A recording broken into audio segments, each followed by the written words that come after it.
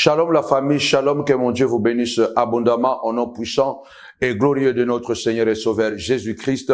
Vous êtes bel et bien sur votre chaîne Samuel Pazou TV et en tout cas ici, nous croyons que vous êtes bénis et dans cette nouvelle formule de programme, 30 minutes de prière, 30 minutes de révélation, de moments époustouflants dans la présence de Dieu. Continuez à vous abonner sur votre chaîne Samuel Pazou TV et nous bénissons Dieu parce que du 24 au 30 avril, nous avons notre 7 jours de jeûne et prière. Préparez-vous parce que le mois d'avril, c'est le mois de qualification. Je voudrais faire cette prière très dangereuse, très dangereuse avec toi. Lève ta voix, dis avec moi, cette prière, elle est extrême.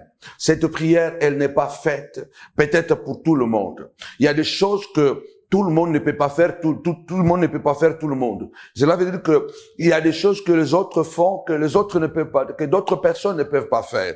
Je l'ai intitulé la prière extrême. Doeg doit mourir. Doeg doit mourir. Vous savez, l'infiltré et l'espion ne doivent pas vivre. La Bible déclare que tu ne laisseras pas vivre la sorcière. C'est qui un sorcier? C'est qui est une sorcière? La sorcière ou la sorcière ou les sorciers ou la sorcellerie, c'est ce pratique divinatoire ou ces pratiques magiques qui a comme objectif nuire à la vie d'autrui. C'est ça la sorcellerie. La base de la sorcellerie, c'est la nuisance de la vie d'autrui. La sorcellerie n'a jamais été une bonne chose. La sorcellerie a toujours été une pratique, bien aimé le Seigneur, pour faire du mal aux autres, pour détruire les mariages, pour bloquer les étoiles des gens, pour empêcher les gens de progresser, pour faire tomber les gens malades. Donc, c'est pourquoi la Bible déclare que tu ne laisseras pas vivre la sorcière. Lève ta voix et dis avec moi, au nom puissant et glorieux de Jésus-Christ, Seigneur de gloire, je viens abattre, Seigneur de gloire, tout sorcier et sorcière de ma vie. Seigneur, tout celui qui projette les malheurs, tout celui qui fait des incantations pour que je tombe malade, pour que mes enfants, Seigneur de gloire, puissent se garer, pour que je ne puisse pas entrer dans ma bénédiction, au nom puissant et glorieux de Jésus-Christ. Amen. Tapez-moi 5 fois. Doeg, Doeg, Doeg. Je suis en train de dire à quelqu'un, la vie est faite, bien aimé le Seigneur, des choix. La vie est faite de choix. Notre Dieu est amour. Mais du fait que Dieu soit un Dieu amour, il est aussi un fait dévorant. C'est ce côté que le chrétien n'arrive vraiment pas à gérer. Le Dieu qui est amour, il a tué Uza. Uza était quelqu'un qui était là, qui a seulement rempli son rôle. Uza est mort même à cause de la faute de David. C'est David qui n'a pas honoré la loi de Dieu. Parce que Dieu avait dit que l'arche de l'Éternel devait être portée sur les épaules du sacrificateur. Et David, dans sa folie de grandeur, il a organisé le transport de l'arche avec n'importe qui. Il a choisi de bœufs gros, bien fait, et ils ont créé un char neuf et ils ont mis l'arche de l'Éternel sur le char et ils conduisaient le char et l'arche vers Jérusalem. Ils dansaient. À un moment donné, la Bible déclare que l'arche se penchait pour tomber. Naturellement, Uza a protégé l'arche pour que l'arche ne tombe pas. Mais la Bible dit Dieu a tué Uza. Combien Dieu est méchant. Pourquoi Dieu est si méchant? Mais Dieu a tué Uza. Tout simplement parce qu'il voulait que les gens comprennent qu'il ne joue pas avec ses lois.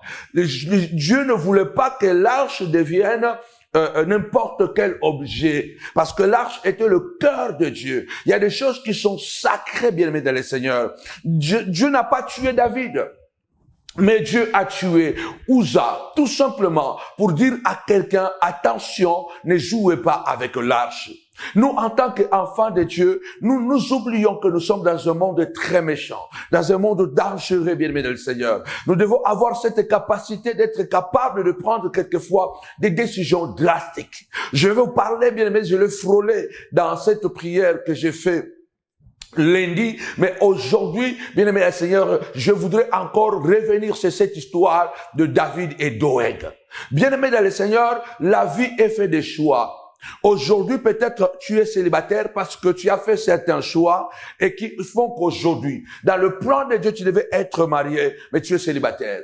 Aujourd'hui, peut-être tu es divorcé. Dans le plan de Dieu, tu devais être marié, tu es divorcé parce que tu as fait certains choix qui n'ont pas été de bons choix. Aujourd'hui, peut-être tes enfants souffrent de certaines choses parce que tu as privilégié peut-être au nom de l'amour ou tu as détruit ta propre maison. Attention, bien-aimés dans le Seigneur, nous vivons dans un monde de devoirs et de droits. Des droits et de devoirs. Et chacun doit se protéger. Notre Dieu est amour. Nous devons aimer les gens. Nous devons donner l'amour. Nous devons protéger les gens. Nous devons tendre la main aux gens. Mais nous devons faire des choix bien-aimés dans le Seigneur. Je vous raconte cette histoire difficile à avaler. Écoutez ce que la Bible déclare ici dans le livre de 1 Samuel, chapitre 22, au verset 22. La Bible dit que David dit à Abiathar, je vais écourter la lecture, mais vous pouvez lire tous les chapitres.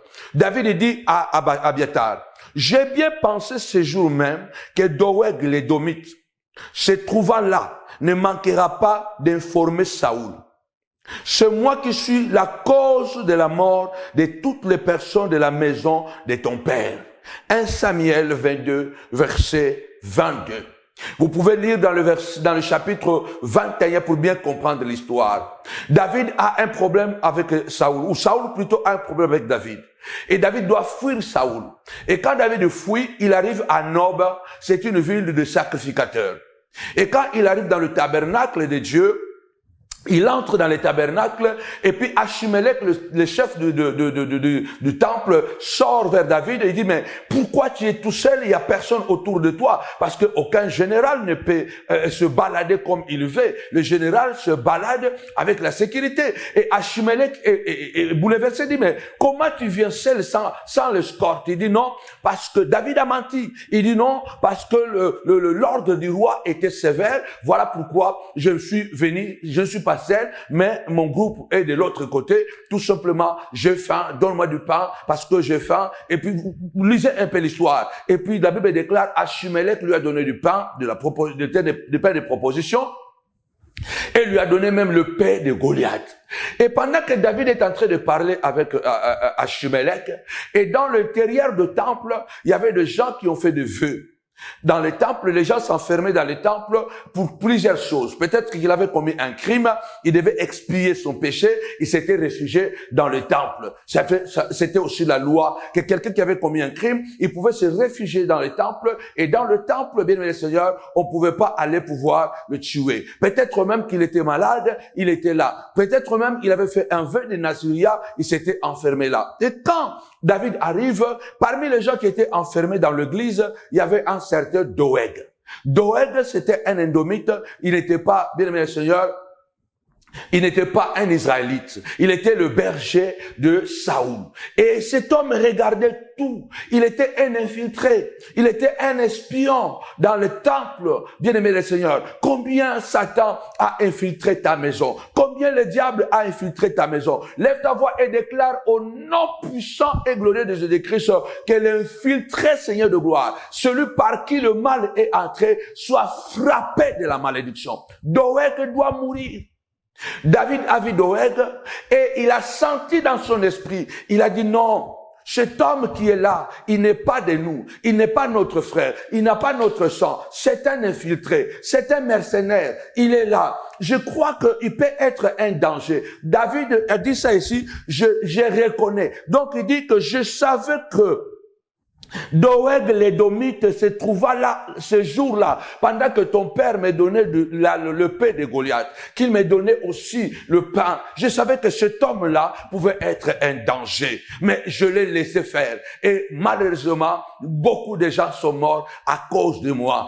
Bien-aimé le Seigneur, la vie est faite de choix. Dieu a dit à Jérémie, alléluia, il faut abattre, il faut ruiner, il faut détruire. Tu dois avoir la capacité de détruire. Lève ta voix, déclare Seigneur de gloire, je viens détruire spirituellement, physiquement, matériellement, tout dohek de ma vie, tout infiltré, tout espion, Seigneur de gloire, qui entre dans mon foyer, qui entre dans ma vie pour détruire ma vie, au nom puissant et glorieux de Jésus-Christ, je dis sans effet et qu'il soit détruit.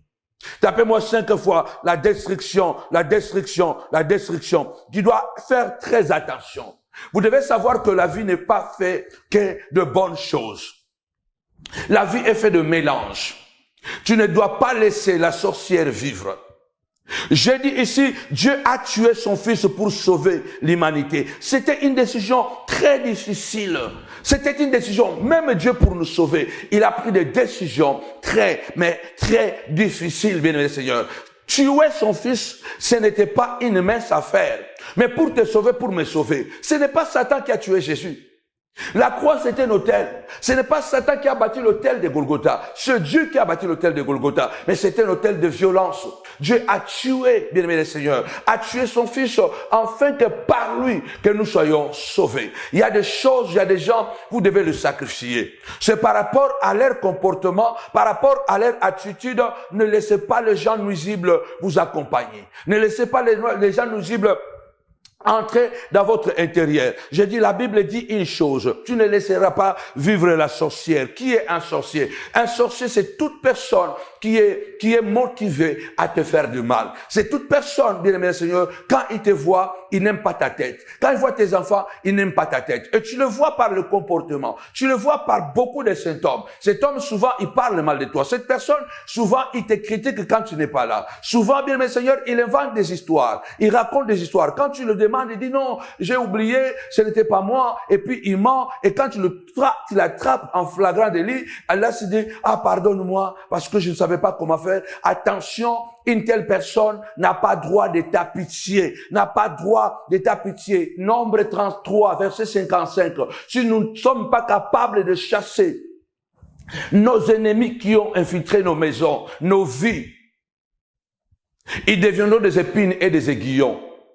J'ai dit ici quelque chose. Quand on occupe certaines responsabilités, nous serons obligés de prendre quelquefois des décisions difficiles. Quand tu es un père, quand tu es une mère, quand tu es un pasteur, quand tu es un chef d'entreprise, pour sauver l'entreprise, il te faut quelquefois prendre certaines responsabilités ou décisions, drastiques et impopulaires. Lève ta voix, dis Seigneur de gloire, en qualité de père, en qualité de mère, en qualité de pasteur, en qualité de chef d'entreprise. Seigneur de gloire, aide-moi à fonctionner comme toi, pour sauver la famille, pour délivrer la maison. Au nom puissant et glorieux de Jésus-Christ, aide-moi, Seigneur de gloire, à ruiner la personne que je dois ruiner, abattre la personne que je dois abattre, détruire la personne que je dois détruire. Au nom puissant et glorieux de Jésus-Christ. Bien-aimé, quand Dieu dit à Jérémie, je t'ai établi pour abattre, pour ruiner, pour détruire, alléluia. C'était des événements, c'était des choses,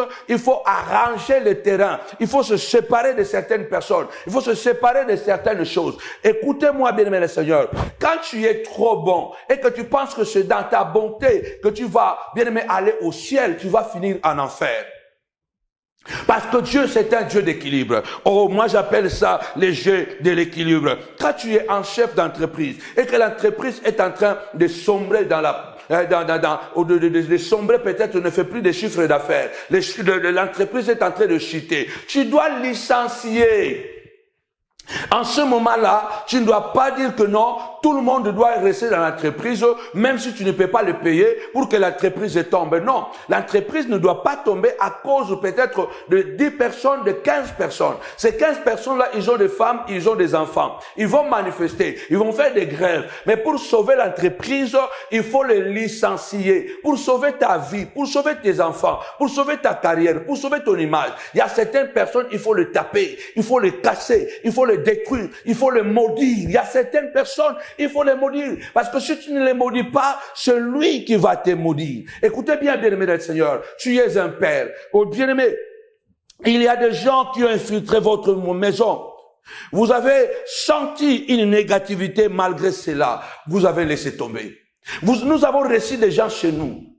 Dès que la personne est entrée chez nous, parce qu'il était en souffrance, il était dans le besoin, il manquait les documents, il manquait une maison pour dormir, il manquait je ne sais pas quoi, et nous les avons accueillis. Nous avons aidé des gens que nous ne devrions pas aider. Une fois que tu l'as appelé auprès de toi, tu as senti même la chair de poule.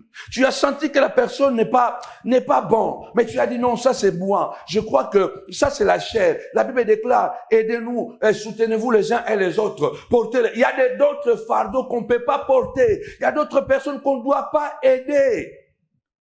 Aujourd'hui, beaucoup de chrétiens sont en train de tomber parce que nous voulons aider même les gens que Dieu a maudits. Tu ne peux pas délivrer un certain Saoul.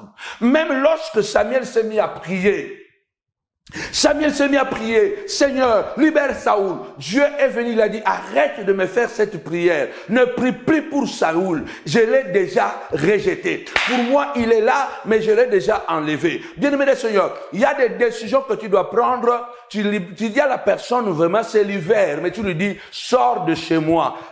C'est l'hiver, il fait froid, je ne sais pas où aller. Tu lui dis, sors de chez moi. Parce que si lui, il ne sort pas et qu'il reste encore 24 heures chez toi à la maison, tu regretteras toute ta vie de l'avoir laissé. David a fait un acte criminel. Lève ta voix, dis Seigneur, que je ne sois pas à la base de la mort de mes enfants. Combien d'entre nous, aujourd'hui, nos enfants sont malades à cause de nous. Nous avons accueilli des gens chez nous. On ne sait pas qu'est-ce qu'ils sont. Nous avons laissé, alléluia, dit à nos enfants, sors de la chambre, laisse la chambre à tonton, laisse la chambre à tantine. Et la personne va dormir dans la chambre de tes enfants. Tu ne sais pas quelles sont les incantations qu'il laisse dans cette chambre. Depuis qu'elle est partie, l'enfant est devenu bandit. Bien-aimé, dis, lève ta voix et dis, Seigneur de gloire, donne-moi assez de force de me débarrasser, Seigneur de gloire, de tout Doeg. David a senti une négativité, que cette personne c'était un infiltré. Cette personne c'était un infiltré. Mais il a laissé faire au nom de l'amour. Il a laissé faire parce qu'il était à l'église. Il y a des gens qui sont à l'église, mais ils sont à l'église pour contrôler, pour détruire. Le diable c'est un infiltré. Vous devez savoir que Satan n'a rien créé. Lève ta voix, déclare, Seigneur, que je ne sois pas à la base de la mort de mes enfants. Aujourd'hui, tes enfants sont malades à cause de toi. Parce qu'il y a une décision que tu devais prendre. Tu ne l'as pas prise au nom seulement des sentiments, au nom seulement de l'amour. Avant de continuer, bien aimé, j'ai suivi une interview d'un philosophe et d'un scientifique qui était en train de parler sur les nations, sur le gouvernement, sur les jeux de pouvoir. Et dans cette interview était à la radio, on disait quoi? Bien aimé, quand tu deviens un président de la République, il faut savoir que quand tu deviens un président de la République, tu deviens un gestionnaire du pouvoir. Tu es le garant de la nation. Ça veut dire que la nation dépend de toi. Et une fois, vous voyez seulement les pays comme ça, nous sommes en France, vous êtes aux États-Unis, vous savez pourquoi même en Afrique c'est abusivement. Un pays est dirigé par des hommes forts. Tu ne peux pas être un président et être un homme faible, un esprit faible. Attention, tout président, il devient le garant de la nation. Ça veut dire que toutes les personnes dans le pays vivent et dépendent de du président. Et le président, pour sauver la nation, il partage son pouvoir avec les agents secrets. Et quand les agents secrets viennent, c'est eux qui contrôlent le pays. Il y a des gens qui menacent la sécurité nationale.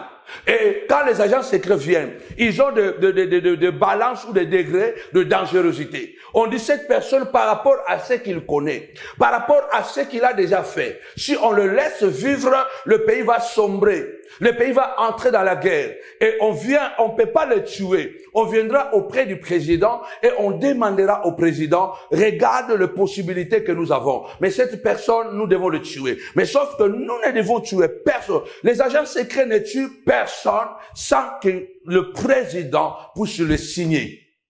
Et le président va regarder, va examiner, et c'est lui qui va autoriser tuer cette personne. Et ces gens ont dit quoi? On dit que la plupart même du temps, ce ne sont même pas des présidents que nous voyons là, brutals, qui tuent beaucoup, mais ce sont des présidents qui croient calmes, qui croient démocrates. C'est ceux qui prennent des décisions extrêmes pour sauver un pays. Il faut que cette personne-là meure. Le président, quand tu deviens président, tu dois arriver à un moment donné de tuer des gens parce que tu ne les tues pas par le plaisir. Tu les tues parce qu'ils menacent la sécurité de toute une nation. Quand vous lisez, par exemple, dans la Bible, dans le livre de Jean, quand vous lisez dans le livre de Jean, au chapitre 11, verset 47, je vais aller rapidement. Écoutez ce que la Bible déclare. Alors le principal sacrificateur et les pharisiens s'assemblèrent, les Sanhédrins, et dirent, que ferons-nous? Car cet homme fait beaucoup de miracles. Si nous les laissons faire, tous croiront en lui, et les Romains viendront détruire notre ville et notre nation. L'un d'eux, Caïphe, qui était souverain sacrificateur à cette année-là, dit, vous n'y entendez rien. Vous ne réfléchissez pas qu'il est dans votre intérêt qu'un seul homme meure pour que le peuple et que la nation entière ne périssent pas. Caïphe a pris une décision de tuer Jésus au nom de protection de la nation. Il a dit, si cet homme qui devient de plus en plus populaire et les gens sont en train d'attendre un Messie pour nous débarrasser des Romains, et si jamais et qu'il y a une erreur et que son mouvement devient puissant et qu'ils embrassent des armes pour attaquer les Romains viendront nous écraser, alors nous allons périr, notre nation doit périr. Alors pour ne pas que la nation tout entière périsse, nous demandons tout simplement que cette personne soit mise à mort. Lève ta voix et déclare au nom puissant de Jésus-Christ. La Bible déclara que, en tant que souverain sacrificateur, il avait prophétisé au fait que Jésus devait mourir pour sauver les nations, pour sauver l'humanité, pour sauver la nation. Lève ta voix, dis Seigneur, donne-moi assez de force. David a commis une erreur. Doeg a tué 85 personnes, 85 sacrificateurs. Et après cela, bien aimé, la Bible déclare. D'ailleurs, les soldats de Saoul n'ont pas voulu tuer les sacrificateurs. Parce qu'ils étaient des Juifs. Ils ont dit, nous n'allons pas tuer nos frères. Mais un étranger, un espion, il a décidé de tuer. Il a reçu les ordres de Saoul. Il a tué 85, bien aimé, 85 sacrificateurs. Et dans la folie, lui et Saoul, ils ont tué des femmes et des enfants, voire des animaux, ont été exterminés dans toute la ville de Nob. Lève ta voix, déclare, au nom puissant et glorieux de Jésus-Christ, Seigneur, grâce à moi, que ma famille sera délivrée. Paul n'a pas hésité de dire à Timothée, méfie-toi d'Alexandre le forgeron. Tu dois prendre des décisions et dire à tes enfants, certaines personnes, tu ne dois pas les fréquenter. Nous sommes dans un monde dangereux. Bien-aimé dans le Seigneur, Satan, depuis que Dieu a compris le degré de la méchanceté de Satan, Dieu n'a jamais aidé Satan. Dieu pouvait aider Satan. Même dans la Bible dit dans Hébreu que Jésus n'est pas venu pour Satan. Il n'est pas venu pour les anges déchus. Il est venu pour la race d'Abraham. Il est resté pour la postérité d'Abraham. Tu ne dois pas aider tout le monde. Tu ne dois pas être bon au point de détruire ton mariage, de détruire tes enfants. Au nom puissant et glorieux de Jésus-Christ, je libère l'onction royale dans ta vie. Dis avec moi, je suis un président de la République. Je suis le garant de la protection de ma famille. C'est grâce à moi. Dieu a dit à Josué, grâce à toi, ce peuple entrera dans la terre promise. Au nom puissant de Jésus, dis à Dieu que je prenne des décisions pour sauver mes enfants. Parce que tes enfants-là, ils sont là, le canal de bénédiction demain. Alléluia. Il faut pas les détruire au nom de l'amour. Surtout nous les Africains, on fait tellement de choses par sentiment et que la plupart aujourd'hui, nous sommes par terre parce que nous avons aidé les gens que Dieu ne voulait même pas aider. Dieu a interdit à Samuel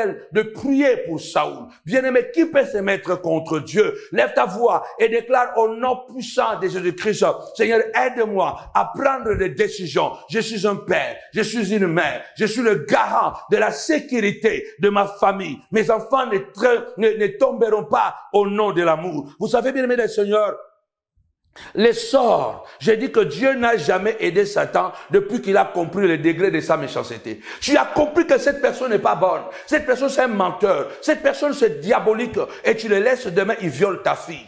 Parce que tu l'as laissé à la maison. J'ai des témoignages. Des gens qui ont reçu des pasteurs chez eux à la maison. Et ce pasteur ou apôtre, il a couché avec les deux filles de la personne qu'il a reçue chez lui. Il avait 2 filles. Il a couché avec les 2 filles dans la maison, un pasteur. Bien-aimé le Seigneur, l'amour ne garantit pas une sécurité. Nous devons avoir la sagesse, l'intelligence. Quand tu comprends déjà que quelqu'un n'est pas bien, quand tu comprends même dans l'esprit, peut-être que tu n'as pas de preuves, mais le Saint-Esprit te dit que chasse cette personne. Même si c'est l'hiver, chasse-les. Parce que si tu le laisses, tu vas détruire. Tu détruis ta vie, tu détruis la vie de ton mari, tu détruis la vie de ta femme, Dieu va te détruire. Parce que Dieu te demandera, je t'ai donné la responsabilité de garder. Tu es le berger. Sois comme David. Lorsque même un lion, un ours venait arracher une brebis, David courait derrière le lion, courait derrière l'ours. Il arrachait la brebis. Et si l'ours ne voulait pas, si le lion ne voulait pas, il tuait l'ours, il tuait le lion. Alléluia. Tu dois tuer celui qui veut menacer la sécurité de toute une famille, la sécurité de toute une église, la sécurité de tout un ministère. Il faut libérer la malédiction parce qu'il y a de certains Alexandre les forgerons